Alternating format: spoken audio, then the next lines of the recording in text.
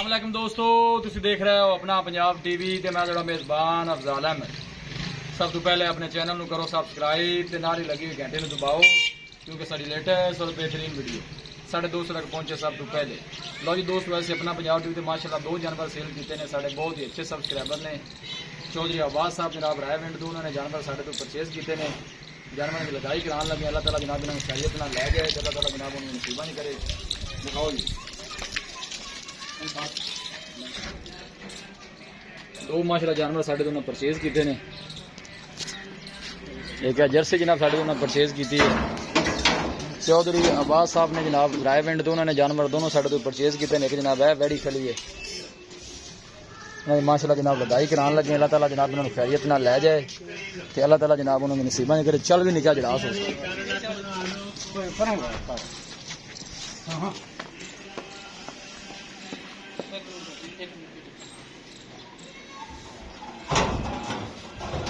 ओ वेखी गया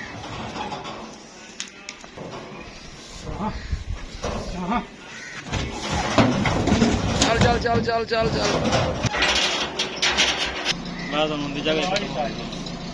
लो जी ना लदाई करा दी थी बहुत जी भाई जी।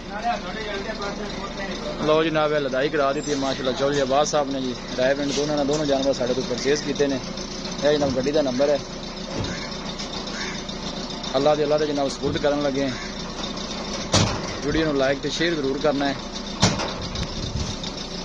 मिलांगे जनाब अच्छी और लाजवाब वीडियो के नाल। अपने मेज़बान अफजाल अहमद दो इजाजत। अल्लाह